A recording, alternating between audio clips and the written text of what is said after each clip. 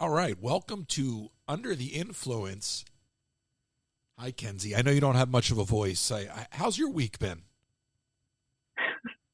It's just, I'm not going to say it's another week because it's been a tough one, just transparently. Yeah, I know we've talked, but it has been a rough week, Oh, I to mean, say the least. there was a point that I was just sending you, like, I wasn't even expecting responses. I was just sending you messages. I was just like, blah, blah, blah, blah, blah, blah. Because, and not just to you, to other people, but we'll get there. Yeah. Let me back up. Last week, was it last show that we talked about Cake Bake, or was it the show prior? I think it was last week. I think it was last week. Okay, so imagine all of that, and I put up clips and everything. I don't even know when it was. It could have been 2 weeks ago. It doesn't matter. So all I remember is I put up video clips, and at some point I think you'll see video with this podcast as it evolves. But I particularly put up clips talking about Cake Bake and that guy Tom from what is it, WDWNT? Okay. Wait, I didn't know that's who you were talking about. Who'd you think I was talking about? Well, you didn't say names, but that's who my sister used to work for. Oh, well, see, now, like, this is the thing. Like, first of all, he's a complete whack job. All right, number one. I'm just going to say it. Well, I know. Okay, but see, we don't produce the show ahead of time, Kensie, so say whatever you want. I don't care. Now she's like, oh, I wish I had a voice. So, Yeah. so whatever, take notes for next time. So anyway, listen, so you already got ahead of me because now the audience is like, wait, what? Back up. So I was ranting about his tone-deaf commentary on if you can't afford to go to Disney, don't go. And then he posted how he spent $93 on cake at Cake Bake. Well, I don't do a lot of media. Number one, in the early days, I would message Disney, and they're like, we're not really bringing people. And we're very like, and I actually understand, and I could get into that on a whole nother level, why Disney doesn't invite me beyond me being, very forward in my being very opinionated. But even in the early days when I kept my opinions to myself, okay, I still understand why. I don't fit the mold. Now, a guy like that's been doing it for a long time. So in Disney's world, no pun intended, he's legacy. Do you know what I mean? I mean, he's been on their He's been around. their media list for well over a decade, okay? Yeah. But he's a dweeb. He's a dweeb. and like he spent $93 on cake. Could he spend $93 on a backdrop for his little YouTube show? Okay? Because anyway, so I don't get invited to media at all. But I've done some stuff with the Dolphin and Swan. So they put me on their media list for their food and wine deal. Which, by the way, I turned out footage quicker than anybody. Those guys are so used to going to these media events. They're just like, yeah, I'll get to it when I get to it. I'm like, I cranked out edits because just I used to do red carpets and stuff in LA. And I just have this, I'm wired. You do the event and you turn it around and you get it out, right? Because in theory, there's another one. There's another one, right? That's how you're supposed to operate. Anyway, but I don't do a lot of these. I get there and I get there on time, even though we have to stand around for 45 minutes. And I have social anxiety. Okay, so despite being able to do what I do and all that, I have social anxiety. So I'm standing there and all these different people are rolling in. And there comes Tom. Tom walks right in. Now, he doesn't have a clue who I am, nor should he. But I know who he is. And I'm like, oh, my God. Now, in my mind, every version of what I could do is running through my mind, including the things I shouldn't do and would never do. Right? Oh, boy. But no, I'm just I could just walk up to him and be like, you're a shill. You're a shill. Like, why are you even here right like now? Oreo? Like, why are you here right now? You probably already made the video. Right. Who are you? I don't care. Who are you? That's the real question. Who are you, Tom? First of all, you look like every tech guy that Disney has ever hired, okay? I know about 5 guys that work for Disney that look like you, including me, okay? So if I shave my head, all right, and go to Dunkin' Donuts real quick, by tomorrow this time, I'll look just like Tom, okay? Because he is whatever. He doesn't deserve my attention. But at least I'm punching up in theory, right? Because he's got a bigger platform. I wouldn't want to be a platform Tom was standing on. What? It's just funny you ran into him like right after we, yeah, right. About all of this. So by the way, I'm standing around. I'm not, and I see like another creator who I actually, I'm fond of in a business sense, not in a creator sense, and I didn't even feel like talking to anybody. I was stressed. It was Monday before the election. And I was just like, so I said, hey, how are you? Whatever. And that was during the event. Because during the event, by the way, Kensie, everybody's doing the same thing. Shoving food in their face on camera. And I'm like, ugh, I can't even, like, A, it's windy. And then anywhere that I can go, I could just hear people talking behind me. So I used AI to scrub all the background audio out of my video. Oh, but, okay. Yeah, because I was like, I'm not going to name their names, but I'm hearing this one and that one in the background, yentering it up about some girl, okay? And I'm like, I don't even know if you want people hearing what you're talking about right now, okay?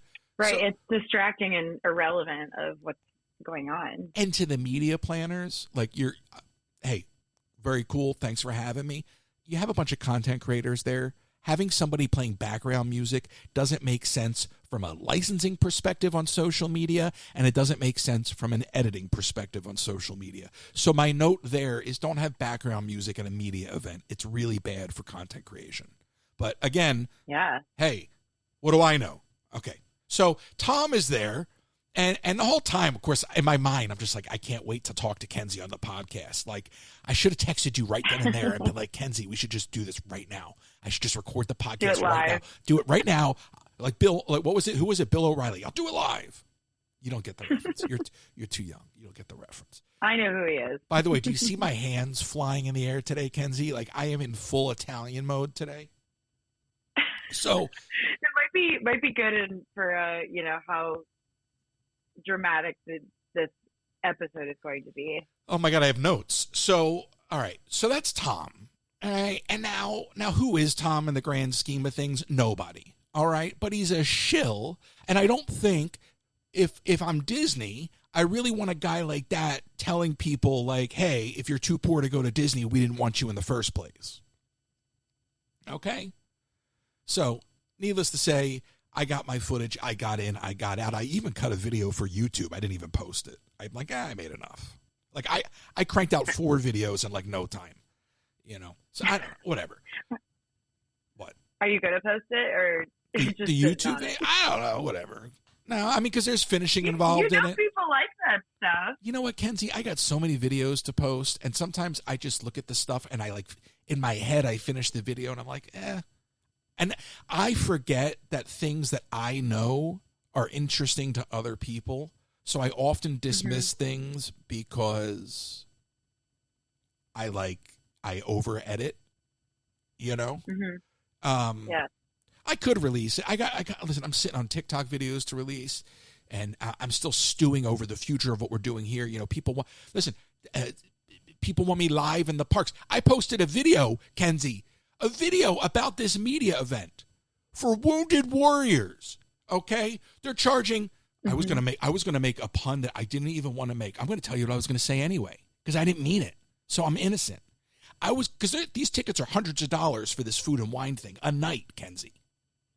Right. I was about to say they're charging an arm and a leg, but it's for a good cause. But then I realized it's Wounded Warriors, so I shouldn't say that. No. So I'm not going to say that. I caught myself, okay? But it's a fantastic cause, and we don't take care of our veterans in this country, okay? The VA wastes billions of dollars annually because they don't even seek competitive bids, all right? So these are things that I just know because I have a history of being involved in educating myself over the years, okay? And we'll get to that in a minute. Mm-hmm. So, needless to say, I'm at this media event. I posted my videos. Maybe I'll finish the YouTube video and post it. I got stuff for TikTok to post. Whatever. The next day is the election. All right. Now, I just want to preface this by saying I'm an independent. I've always been an independent, and I am not a Democrat. I'm not a progressive. I shake out on different sides of different issues. But I was taken aback.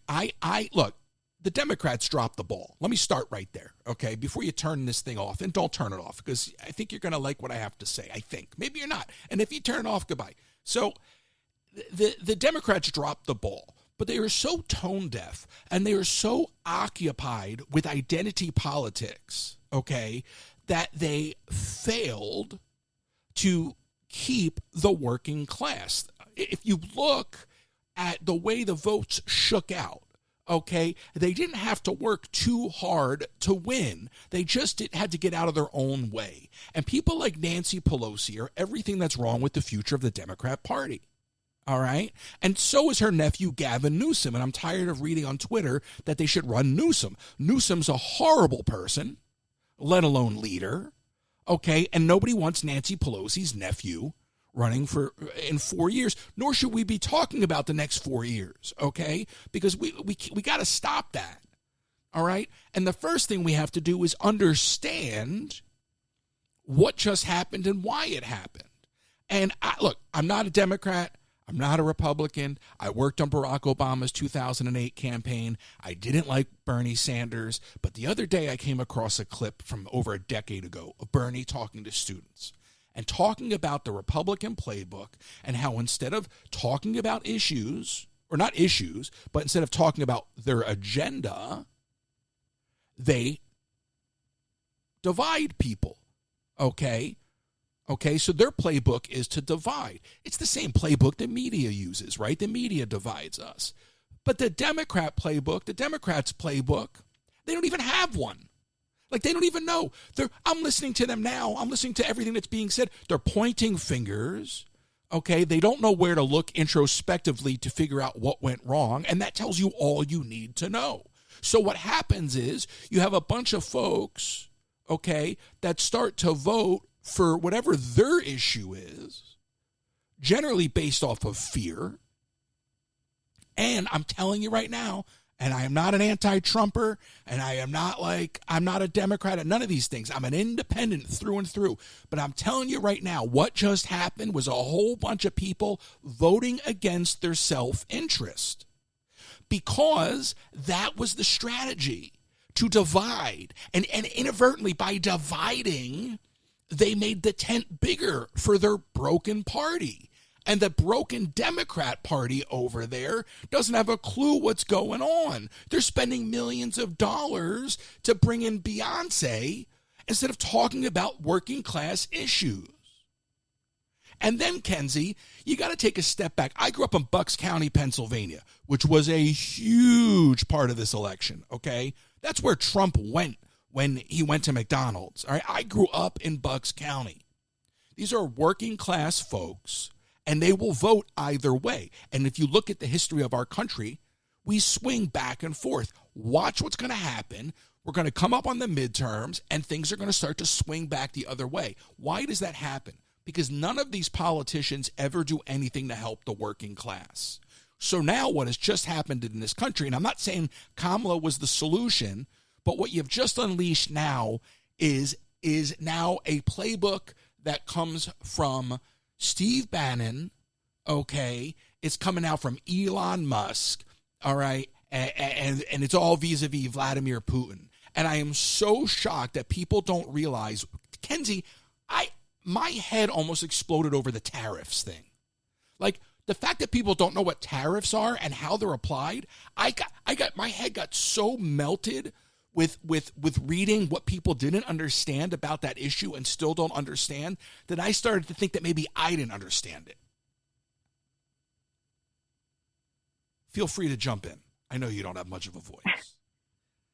I'm just getting warmed up. I mean, no, I know. And Shame on Nancy Pelosi. Excuse me, Kensie. Shame on Nancy Pelosi. I worked on Barack Obama's campaign. Okay, do you know how many people voted for Donald Trump right now that voted for Barack Obama in his first term? You have to understand why that happens. Donald Trump is a part of this country's history. He represents nostalgia. If you match that with bad with bad information and a platform like Twitter, you have the perfect recipe to tip the scales. This may have been an electoral landslide, but it was not the blowout that everybody wants you to believe it was. And shame on Nancy Pelosi for doing that to Joe Biden. And I like Joe Biden. I've had the good fortune of working with Joe Biden when I worked on Barack Obama's campaign. And I think he's a good dude, and I think he did a lot of good. But if the voters don't agree with you, you can't lecture them on it. You have to, you got to stop. You got to stop talking down to voters and start talking with your voters. You handed the election over. Now, the problem I have, and again, Kensie, I'm ready to fight. Okay, I'm ready to fight. And that's not an anti-Trump thing. But watch what's going to happen here over time. Watch very quickly. I'm going to choke and get all riled up. Watch very quickly how things start to fall apart and how buyer's remorse sets in, because this country has a very short-term memory. And things start to go down and people are like, well, I didn't realize that. Or, well, that's not what I voted for. Well, no, but you opened up the gates to vitriol. You opened up the gates to hate. It's not a Trump is Hitler thing. Okay, if anything, what you've done now is when a real Hitler comes, okay, you cried wolf. Trump isn't smart enough to be Hitler, okay? But the people around him are dangerous enough to let him do whatever he wants as long as they get what they want. There are some dangerous people, including Elon Musk, that you all just let in. I didn't expect to feel this way, Kensie. I didn't expect to feel this way because I did not like what the Democrats did. Again, I'm an independent. You cannot usurp democracy and then use democracy as an argument. But we got to pull back to the center. Center is left. That literally, I mean that in every sense of the word. That is all that's left, and center is left. If you want to win anything as a Democrat Party moving forward, and again, I'm an independent, you got to move to the center and you got to start listening to working class voters.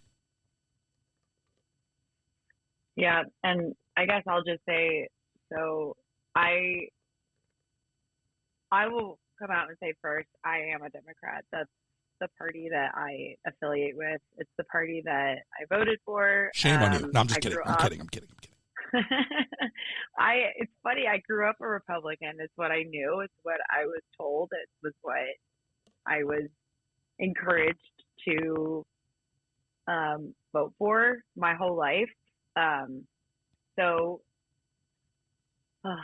I don't know. I have a lot of thoughts, but the things that you have mentioned have kind of been like a second thought to me, because in my mind, the most important thing to me in this election was humanity, because that, in my opinion, comes first.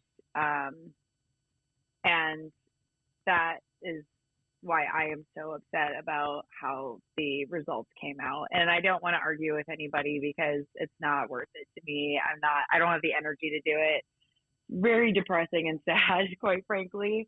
So I feel like you and I have different thoughts on why we voted the way that we did, but we're not completely in a disagreement with things. No, I don't think we disagree at all. I don't think we disagree at all. I mean, I'm talking, listen,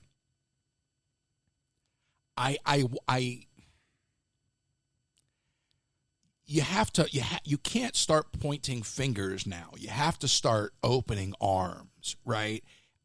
The reason I find it so depressing, Kensie, is because of what you just said about humanity, right? So when you use hate and division to divide people, okay, that's what Bernie Sanders was talking about in that video. And I did not like Bernie as a candidate, but I try to be open-minded. So I'm watching this clip, and it's like, the media is the same way. Every single morning, the media tells you what to be outraged on, So that's the part for me that stings, is the humanity part. I understand all the other parts. The problem is you got sold a bad bag of goods, because we know what this is. History has shown us what this is. And I don't necessarily worry about Washington at the moment. I worry about local communities. I worry about guys going up to girls in school and saying, your body, my choice. Like, that's disgusting. That's horrendous. And like, that makes me want to don't let me hear anything like that. Like, that's the problem, is you woke up such nastiness. It's always been there in our culture. Just go flip through the dial, okay? Why do you think The Real Housewives is so popular? It's in our culture. But what now just happened is a whole bunch of people feel endorsed and empowered by this. And that's who I fear for. Not completely. The Trump is Hitler thing. Well, the sad thing is that he endorses it, like he's made people think that it's okay to be hateful, to mock people, to say horrible things, and there's no repercussions. He gets away with everything. He has immunity on so many levels. I'm not even going to go there, but it's just disgusting. It's so disgusting. Well, and then, so what happens is he's testing the guardrails, right? So even if it's not him, now the weaknesses have been tested for the next person. Well, and look at the text I just sent you. This came up on Reddit, and this is a text that's going around to students at University of Cincinnati's campus, and apparently it's going around to other communities as well. But like, this is the kind of stuff that we're seeing, and I'm not even going to say it on air because it's foul. No, it's disgusting. And people know what we're talking about. People, generally speaking, you're talking about text messages telling black folks that their bus to the plantation is going to arrive whenever. Just really nasty stuff. But here's the problem I have, Kensie. They will never trace those numbers. Those numbers are untraceable. Why do we allow that? Why is there not something in there? You shouldn't be allowed to just create an anonymous phone number with no traceable record to be able to say something like that, which is criminal. Right. Criminal. Yep. I know from my own experience that stuff, they can't do anything. They can spend 3 months going after it. They'll never find. So why do we allow these things? It's not a priority. It's not a priority. They just don't care. And I think they'll, you know what I mean? Like, God. Yeah. So I listen, and I know you don't want, and I'm not arguing with you because honestly, I don't think anybody really disagrees on what they want. So all I'm simply saying is, and you don't hear me chastising people for the way they voted. I jokingly said that to you. But I'm telling you right now, there's going to be a whole lot of nuttiness that goes down, and there's going to be a whole lot of people that are going to be disappointed, and everybody's got to have their arms open and be pulled towards the center. Okay? Mm-hmm. The left has to figure out what's crazy to me is that they like they have all these options on the menu. They're like, well, we don't really know. Like, maybe we should have been more progressive this time. Maybe we should have been more this time. Maybe you should just appeal to working class voters and stop worrying about identity. I'm not saying that the plight of humanity isn't a problem, but that's not what people are voting on. Yeah. And you have to take a look at the culture. It is an I first culture. So people don't care. Yes. Kensie, nobody cares how you feel right now. I do. I know. I honestly, that morning, I was texting with like 5 or 6 people, and it really showed me like who my friends are. because I don't necessarily agree with all of these people, but people were texting me and I was texting them, and I was like, I was shocked because, like, honestly, I just figured like the deep state would steal the election. Like, I really did. Yeah. Sorry. I figured there was no way in hell you're going to let this guy back in the White House. So now look at the mixed messaging. Now it's peaceful transfer of power, which it should be. But how are you expecting people to rationalize that with shouting fire in a crowded building? So we have to be open-minded. And you know that this outcome would have been so different on the other side. Well, correct. So I used to work with a woman named Jenny Cohn. Jenny Cohn, and it's funny because I was looking her up on Twitter today, and I'm like, oh my gosh, Abigail Disney follows her. I used to help Jenny produce pieces, okay? I've been in and around the political world for a long time, all right? And Jenny would always talk to me about how, and I think I told you this last week off the air, but how elections are always stolen by either party at different levels. And I think she said Democrats steal local elections and Republicans steal general elections. Okay. I could have that completely inverted. I got to get her on because we could talk to her. But the point is I don't think anything was necessary. First of all, I think there's a lot of very interesting things that should be looked at. Like Elon Musk using Twitter. Okay, because in many ways, or trying to buy voters. Well, but also meeting with Vladimir Putin. Why is Elon Musk going to call with Zelensky? So I have issues with that. I'm willing to give the administration the benefit of the doubt, but I do not expect much. I do like the idea of having a 250th America party. The idea of throwing a celebration for the country that does give off a very World's Fair kind of thing. So, like, there's little things like that. Like, that's cool, but let's focus on the more important things. Let's see what you do. Let's see if you can function through the lens of humanity, to go back to Kensie's point. Because we do have to solve the immigration problem. But there was a solution to the immigration problem. And Trump picked up the phone and told Republicans not to vote on it. There was a bipartisan bill, whether you like it or not. And he said, no, I want to run on that. That's a problem.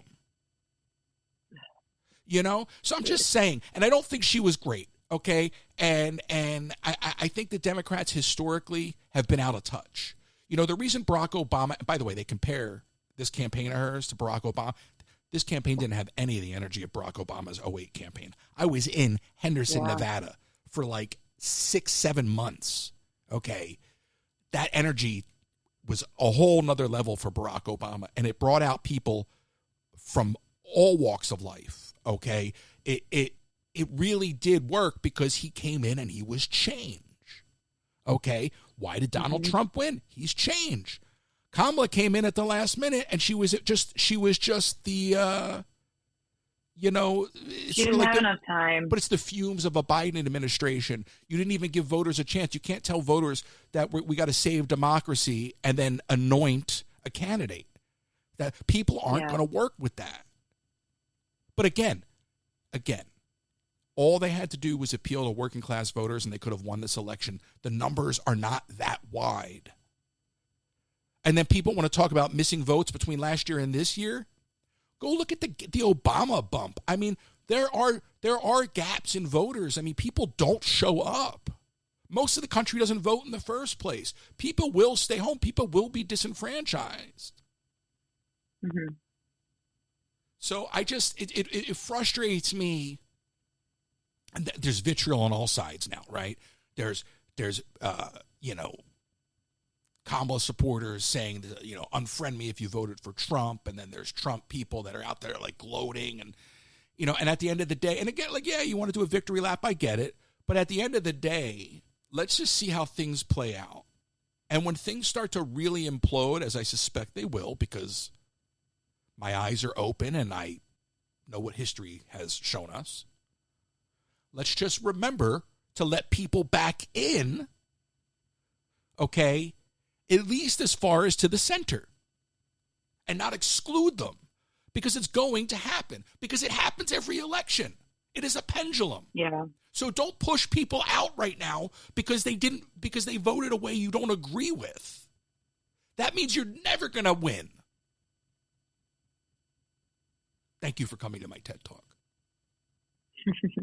Well, it's so interesting because I've seen so many people say things like, don't let politics ruin your relationships and other things like that. Like, we can still be friends and disagree. So I don't know. This is a really, really tough one. It's a really, really hard election to be on either end because you have extremists on one side who won't shut up about it. And then you have people on the other end who are, in just not in a great place, they're scared and they're worried about their rights and their own lives. And there's a huge lack of empathy, and we've never been more divided, in my opinion. So it's when people say you can agree to disagree, I don't know if we can right now. And that's just how I feel.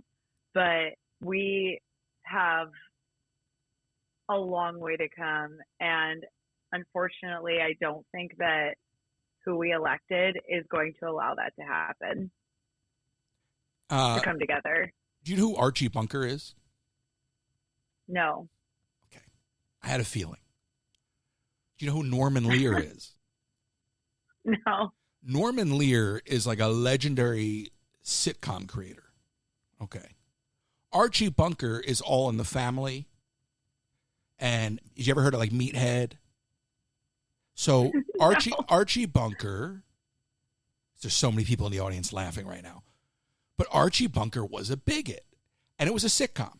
And the idea, because Norman Lear, who was a prolific television creator, sitcom creator, was a in theory a Democrat. I don't even know if Democrat's the right term to use because those parties swing back and forth. But he was a left-minded individual. He wasn't bigoted, but he created this show and made Archie Bunker, this bigoted character, the center of the show, and then used everyone around him to point out his stupidity. And it became a jumping off point for having conversations that normally you wouldn't see on television.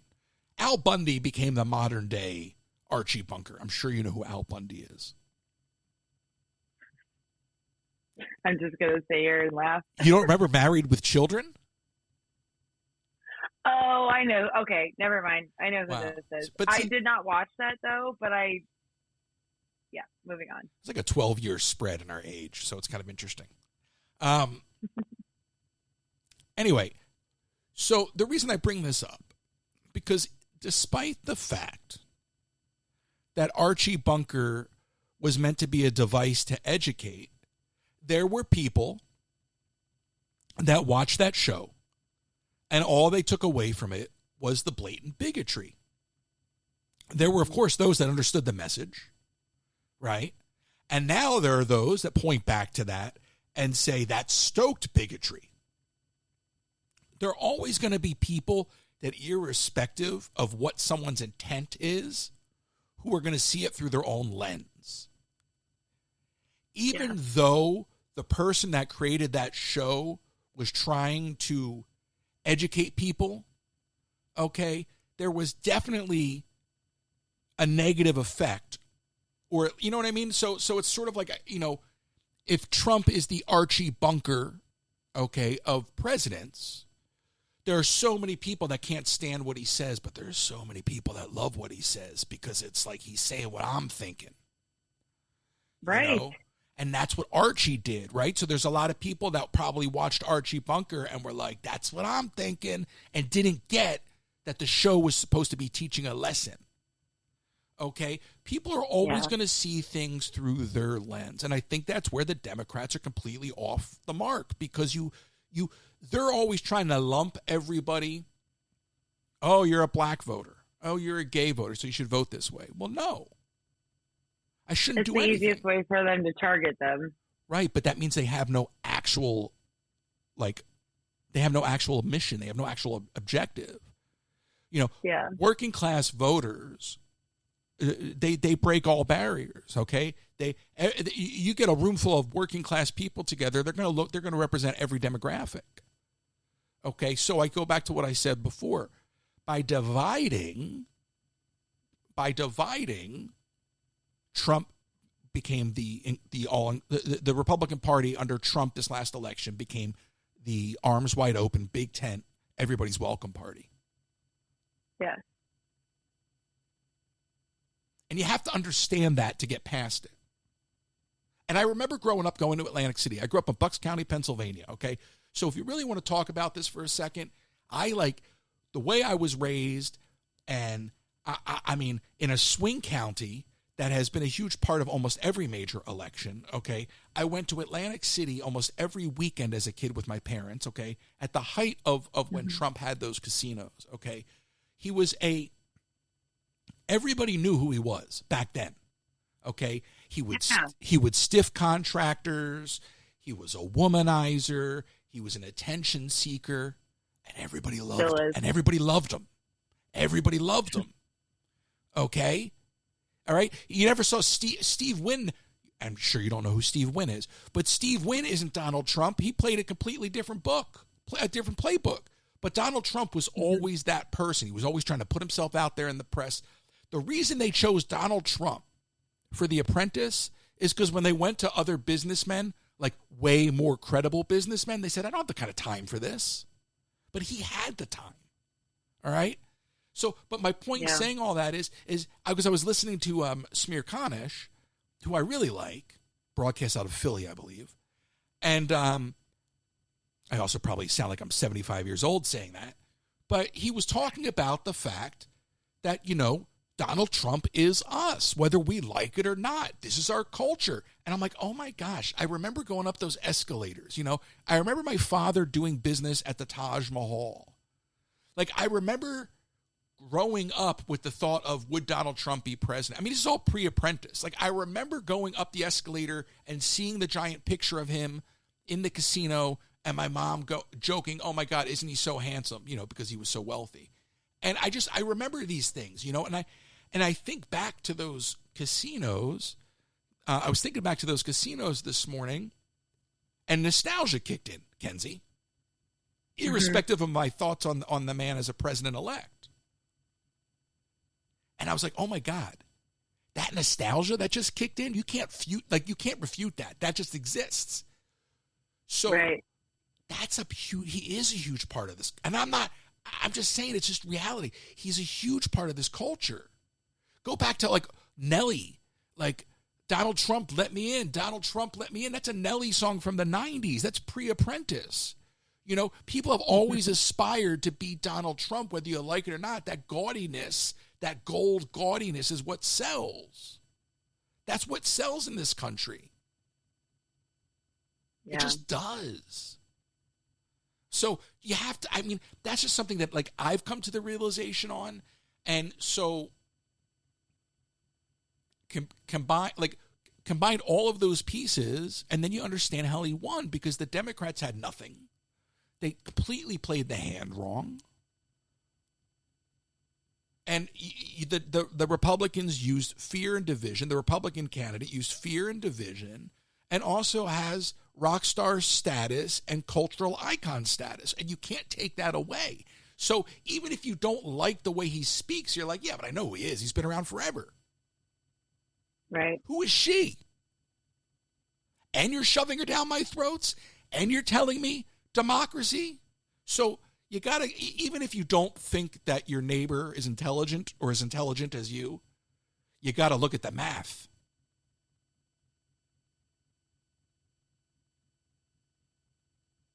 It's going to be a long 4 years. It is. And all I'm saying is, because for me, like, I'm going to sit back and watch what happens here. But, there is nobody out there doing centrist alternative media. And I said this to you and several other people. If this is what I'm supposed to be doing, I know these people. I know the Lincoln Project people. I'm not saying they remember who I am, but I got a Rolodex. I'll work it.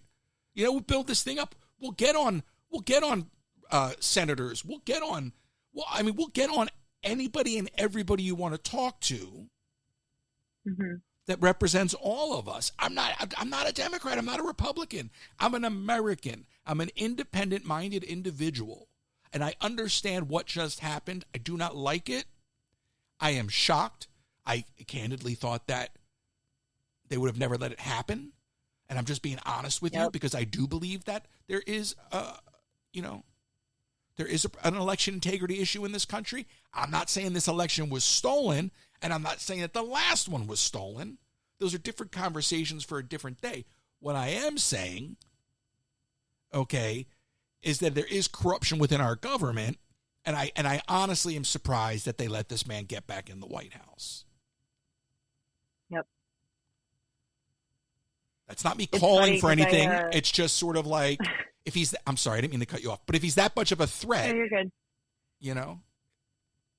Yeah.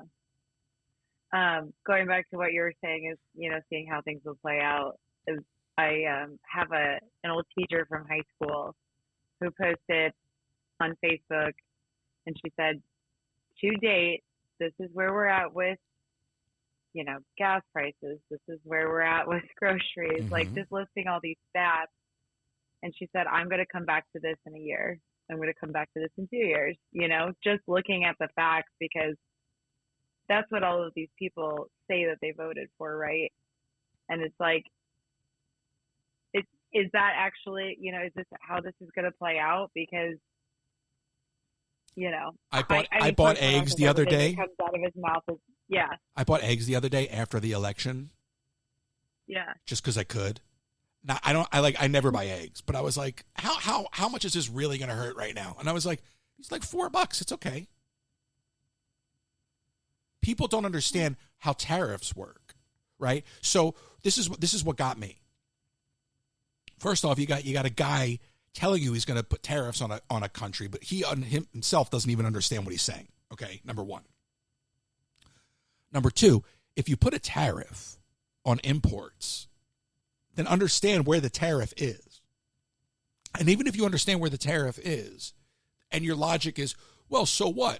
So the cost of importing foreign goods will go up. It'll force people to use domestic stuff. Well, I have two responses to that. Number one, what if that particular thing you're looking to import isn't available domestically?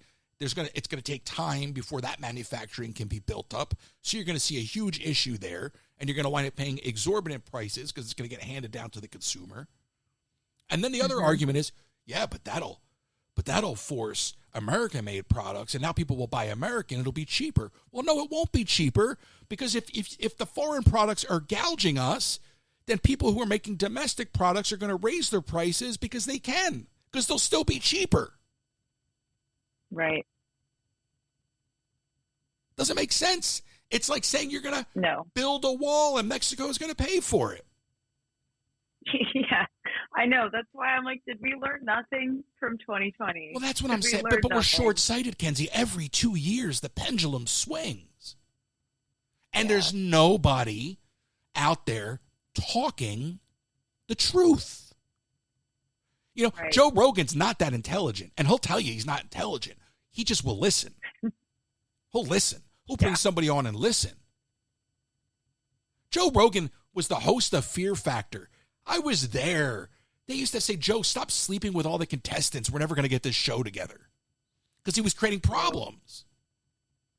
Joe Rogan's a meathead. I like Joe Rogan, but he's a meathead. I don't listen to his podcast or anything. I checked in on those. I checked in on all media during the election. But here's the thing. You bring a person on and let them sit for 3 hours, you're going to show them you're going to show everybody who they are. Yeah, exactly. And she should have done Joe Rogan. You like Joe Rogan? No, I mean, I like him as an individual. Like, his stand-up in the back in the day was really, really funny. Like, when he had hair, No, I don't like his podcast. I've never listened to a full episode of his podcast. Yeah. But so the funny thing to me, Jimmy Kimmel and Adam Carolla did The Man Show. And then The Man Show was followed up by Joe Rogan and Doug Stanhope. I love Doug Stanhope. I've done radio back in the day, Kensie. Stanhope used to come on my show all the time. Guy's a great sport. But Joe Rogan was like, where's he going to go? You know? And he did Fear Factor and whatnot. And I respect the business, right? He's built up a very simple model for himself, and it works. And he filled a void. You know, there was the Mark Maron podcast for a minute, but Joe Rogan blew Mark Maron out of the water. I don't like Joe Rogan. Like, I'm not like an MMA. I'm none of those things. I respect the business model. I thought he was a good host on Fear Factor, irrespective of what I just said. And I went and saw him do stand-up once. Which I forget where it was, the Ice House or something. And I had no idea. I had tears rolling down my face. I was like, I didn't know Joe Rogan was this funny. Now here's a side story. I used to know Joe Rogan's buddy because I used to do stand-up comedy back in the day in LA. I knew Joe Rogan. I knew Eddie Bravo, and I knew Joey Diaz. Joey Diaz used to open for Rogan. Joey Diaz called me one day and said, Royce, come open for me and Joe. He's like, I'm going to throw you to the wolves. And I said, I can't. I got to work. Never gave me another opportunity again. So I actually could have opened for Diaz and Rogan way back in the day. Like, it was, wow. I would have bombed, I'm sure. But, like,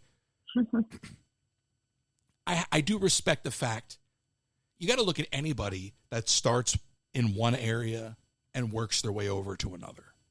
I'm always fascinated by that. You know, you start off as you're hosting a thing over here, and then you're over there, and you're doing stand-up comedy, and then you work your way over here. It's fascinating to watch people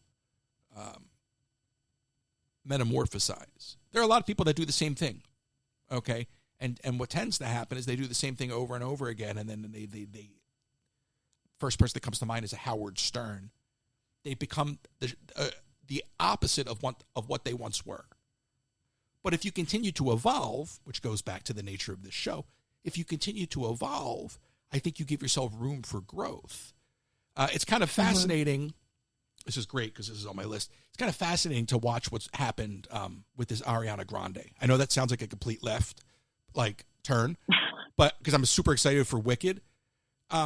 Me too. But she made a comment first of all, she made two comments that are relevant to our conversation. One, she made a comment to Disney saying, don't touch Tower in studios.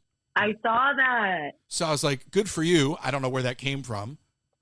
But she made a comment how she wants to focus on acting and do less music.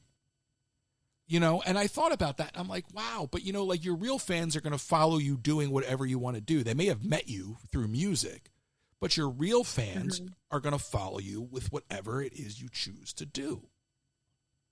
Yep. And you look at people that have gone from social media influencer, YouTuber to like the Paul brothers to a boxer. By the way, I think he's going to get his butt handed to him with Mike Tyson in 5 days. I can't wait to watch that. And this story, I could tell you a Mike Tyson story. But that's a whole nother time. So, or in like 3 minutes. But so it's just fascinating to me to watch people evolve, and I'm still trying to learn, you know? I don't have enough confidence that people will follow me if I stop doing Disney on the lives and start just doing a radio show every morning, even though I think that's all I really want to do is sort of a podcast format. You know, in my 20s, I would have had all the confidence in the world. At this age, I overthink everything because I know how much work and energy it takes to do anything correctly. And as a serial entrepreneur, I just don't want to start something if I'm not going to put my all into it. That's fair. You know, and so anyway, so I was just because I've been absorbing all this Wicked stuff because I'm super excited for Wicked, Kensie. I'm super excited for Wicked. Okay, sorry, I'm a theater geek. Me too. All right, I am too. Excited. All right, like I'm just gonna geek out over it. Anyway, so like I love The Wizard of Oz and I love theater and anyway, whatever. So I'm just super excited for Wicked. And by the way, I have to tell you this. They've been trying to make this movie for like 15 years. I used to work on the Universal backlot. I used to pass the sign every day on the golf cart for Wicked because they had the bungalows there because they've been developing this forever. So there's a part of me too that has there's almost a nostalgia for my time working at Universal, because I know that Wicked movie's been coming for most of my adult life. Oh, okay. So it's just kind of weird. Not that it's a secret or anything. I mean, people know, right? But it's just one of those weird things where you're like, man, I remember the first, I remember the first time I saw the 40-year-old virgin poster go up on the Universal lot back in the day. You're like, what is this? And then it became like a smash hit. I remember seeing that Wicked, and I'm like, no way, they're going to make a Wicked movie? And it's finally here. You never thought it was going to happen. Well, and by the way, who was Ariana Grande back then? I mean, was she even on Nickelodeon at that point? So, whatever. Yeah. So anyway, I was just kind of like, because I was absorbing all that Wicked stuff, and she had made that comment, I was looking at that, and I'm like, that's a big change. And we kind of just look at it, oh yeah, no big deal. You're going to go from singing to acting, but like, these are big leaps, Watching people build something up and shifting into a completely different direction. I mean, look at Rihanna. Rihanna's had more success outside of music than she's had with music. I mean, Rihanna's her beauty line. Yeah, well, Fenty, but I mean, she's got lingerie, she's got makeup. I mean, this woman is a mogul. She doesn't want to make music. It's taken up. It's a burden at this point. Right. So I'm just fascinated by that. There's a TikToker, what's her face? Is it Addison Rae? And she just put out an album? And you're just like, don't tell me that. Yeah, I think it's Addison. But you're just like, I'm just fascinated by it, because you're like, I look at it like what people are capable of. I know. Well, I'm just sort of like, it's inspiring to me, because I have aspirations, like, look, all I ever wanted to do was make movies growing up. Okay. Mm-hmm. And I'm sitting here the other day going, wow, you're 43 years old and you've made nothing of yourself. And I go, wait a second, that's like not true at all. You've built up this thing. I mean, you walk into Disney World and people come up to you and tell you, like, you've done something. Yeah. So, like, don't lie to yourself. But then I was like, okay, but what does it mean in the grand scheme of things? So then I'm like, well, what do you want to do with that? And I'm like, well, the movie business is dead. And as much as I'd like to get back to that, like, maybe it's a documentary one day, but maybe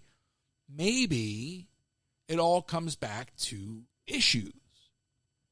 And maybe it just all comes back to being that kid that was raised in Bucks County, Pennsylvania, that really understands what the working class wants from their government. And we're not going to get it. Mm-hmm. It ain't coming. I'm not saying we were going to get it with Kamala. I'm just saying we're sure as hell ain't going to get it under the circus that they just brought in. Right. So hopefully you'll stick with me. One of these days I'll pop up in the park again. I got to make money. I got to make money, Kensie. But, like the entrepreneur in me doesn't think about money first. I think about bigger things. Right. So it's a quest that I'm on right now. But I think for me that the future of whatever we're doing, whatever platform we're doing on, it's got to involve taking care of our own. It's got to involve. We did that thing helping Keena raise money for folks in North Carolina. It was meaningful. And we asked her about FEMA last week. I saw an article yesterday. I guess a few FEMA people in Florida got busted because they denied Trump supporters help. Like, what's wrong with you people? Yeah. I'm not saying that you can't be PO'd. I'm not saying that you can't, like, want to throw your hands up in the air and not talk to certain people. But if your argument's humanity, then have a little introspection, people.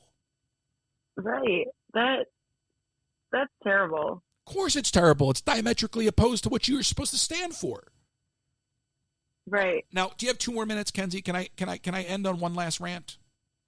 Yeah, of course. I'm going to do one of these things again where I ask you, do you know who this is? And the answer is going to be no.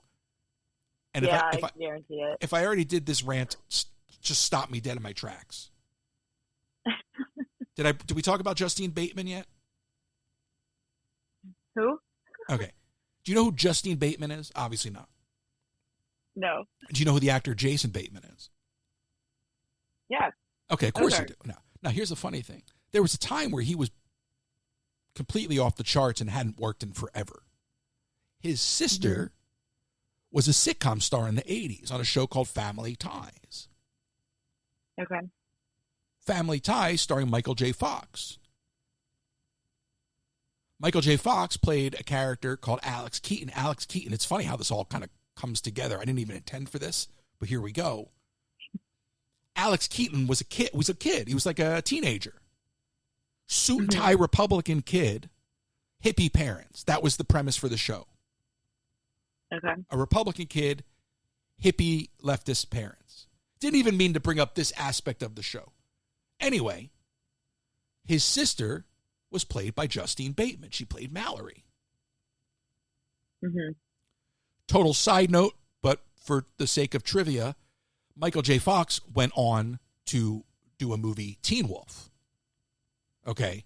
Now, I happen to work, I worked with a lot of people, but I happened to work with the producer of Teen Wolf at one point in my life. So I know this story from him. Michael J. Fox committed to doing Teen Wolf 2. But then backed out because of Back to the Future. But the investors were sold on Michael J. Fox, so they had to get him to do a cameo to keep the investors. But he couldn't do the movie. Of all the people in the world, Justine's brother, Jason Bateman, played Teen Wolf in Teen Wolf 2. So there's sort of a loop there. Just a little pop culture trivia. The more you know.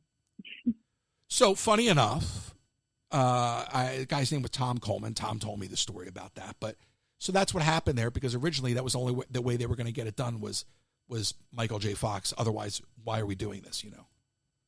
So he agreed to a cameo. I don't even know if he actually has a cameo in the movie when it's all said and done. But anyway, I bring all that up because she is now on Twitter raging against anybody who is upset with the outcome of the election. She's taking videos off of TikTok and she's like criticizing people. And she thinks she's being like she thinks she's being funny because she's critiquing camera angles and this, that, and the other. Well, let me tell you something. This woman's a self-serving lunatic, okay? I should call her right now. I have her number. I've done business with this woman over the years. She's a psychopath, okay? She's bitter, okay? And her brother, who now has all of the fame and acclaim because of Arrested Development and everything he's done since then, Ozarks. I mean, he's out there. He's got 100 production deals. He doesn't give her any production deals because she's a whack job. So now she's out there trolling everybody on Twitter. Kensie, I got half of mine. I'm using a burner account right now to troll her. I got half of mine to go use my other account, my main account, and go after her. She's nasty. I did a deal with her. This is back in the day when Selena Gomez, because her business partners were producing Wizards of Waverly, okay?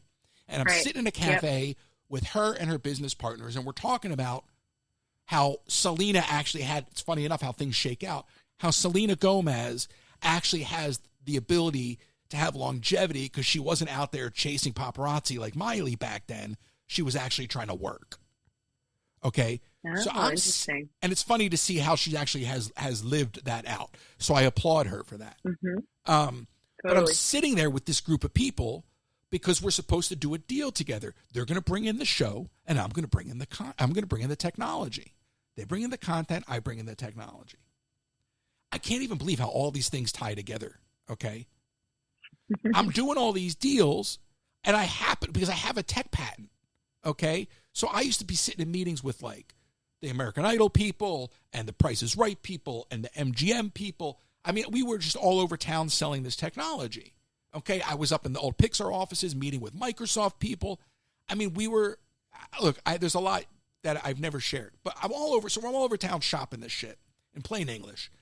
And this is when I wound up going up to Vegas for the Obama campaign. Didn't even realize how all this tied together. So I fly back down because we have a really, really important meeting. Okay, so I'm up there volunteering, staying on someone's couch in a guest room or a fold-out bed. Okay, volunteering on the 08 campaign. And I fly back down to have some meeting over this technology.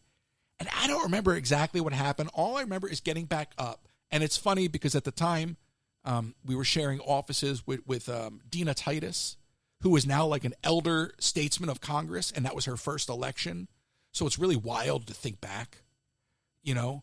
But anyway, yeah. I just remember pacing in the parking lot as Justine Bateman yells at me on the phone that it is my job to sell her TV show.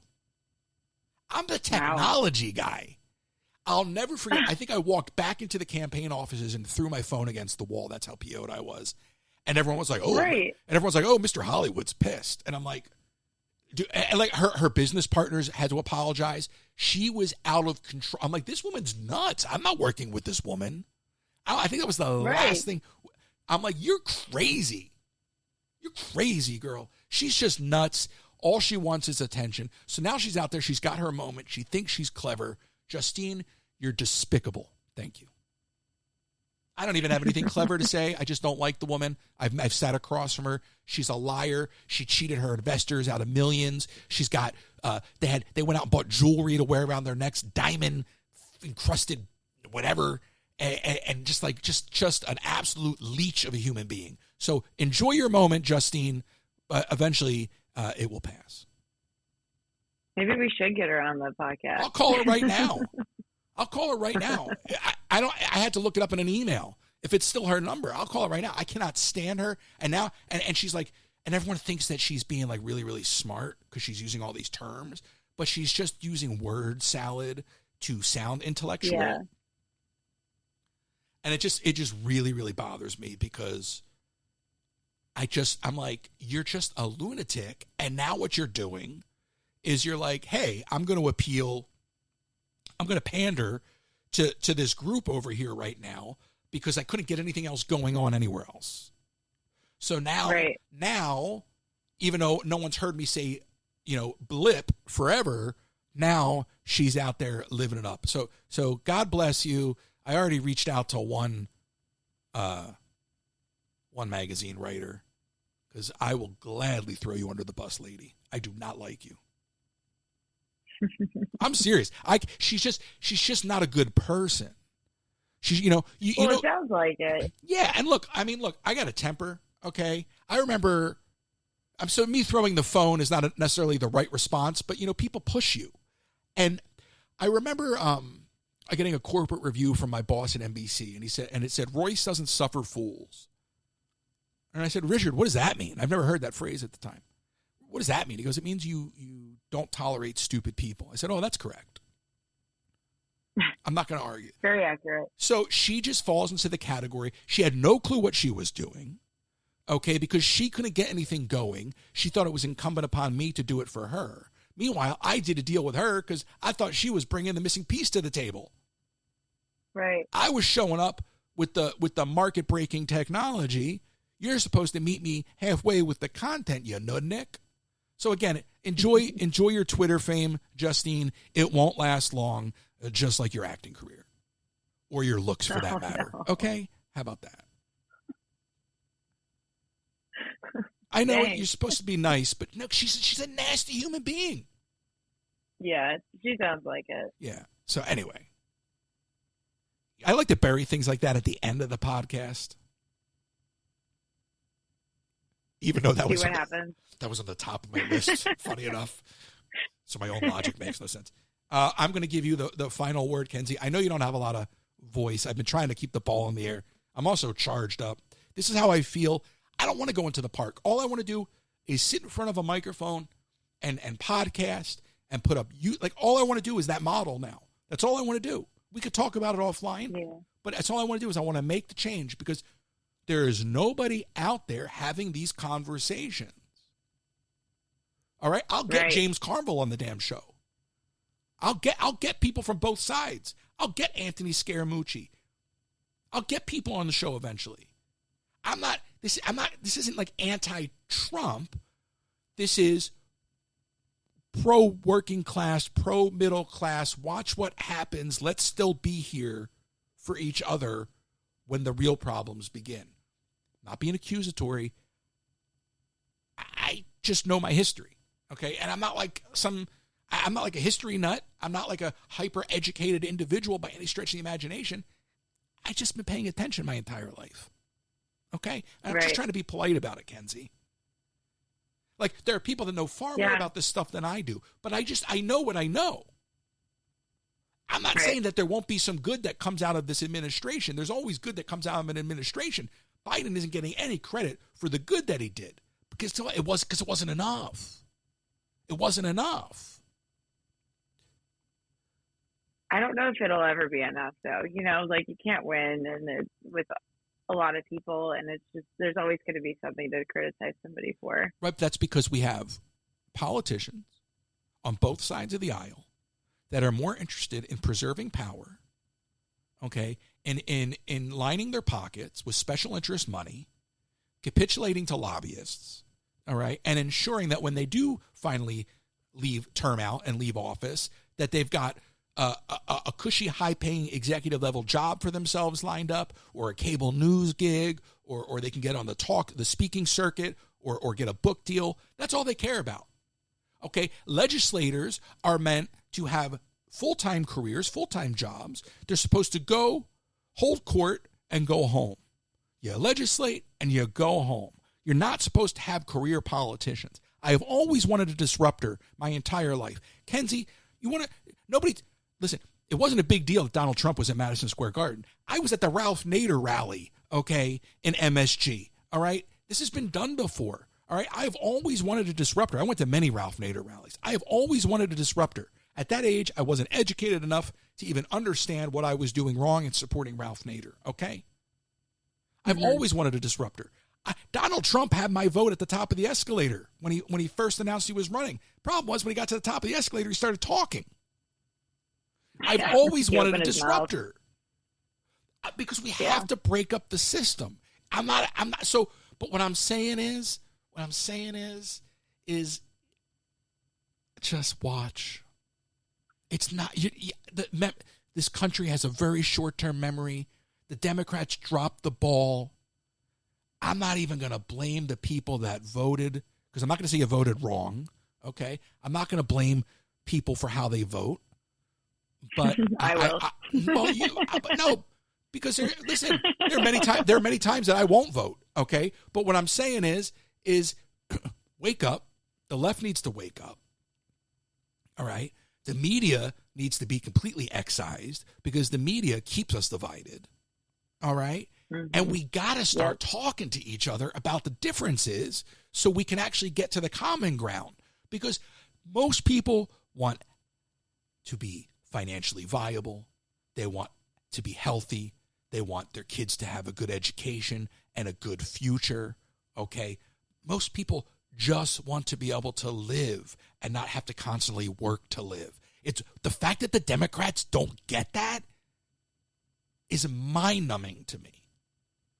Speak to folks like you actually care, not like you have an expectation of them. Telling somebody because you're black or Hispanic you should be voting a certain way is not going to get you that vote. Even if people are voting against their own self-interest, they're still going to vote on the one issue that moves the needle for them. And if you leverage fear, okay, as a tactic, here we are. And that's what just happened. Sorry. I don't think she was great. I think they botched that. He said he was going to be a transitional candidate. So, again, this isn't me saying you should have voted for her. I'm just saying, understand what happened. Both sides understand what just happened. Understand what the next 4 years are going to bring.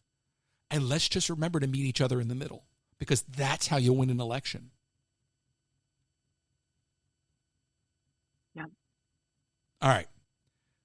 I'm sure we're going to talk for like another 10 minutes here, Kensie. But I will see you all next week. I hope you get your voice back. And, we'll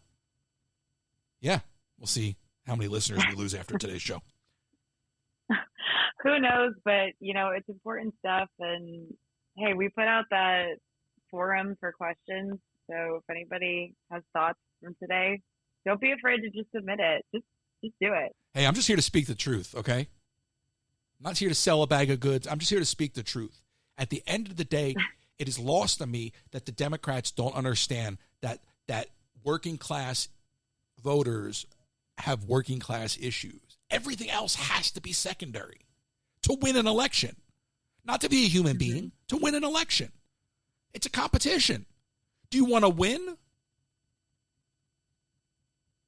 And I'm not a Democrat, but you can't run as an independent.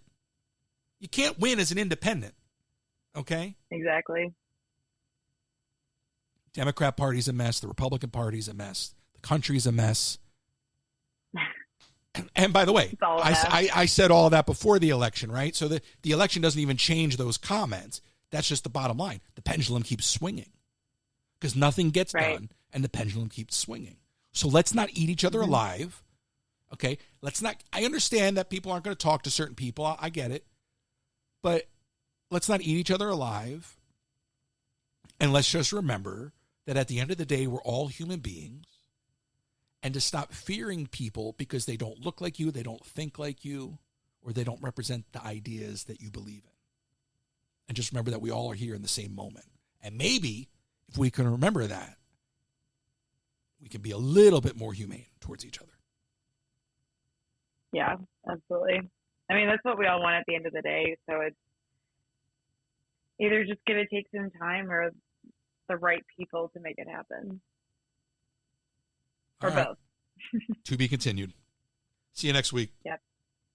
Yeah.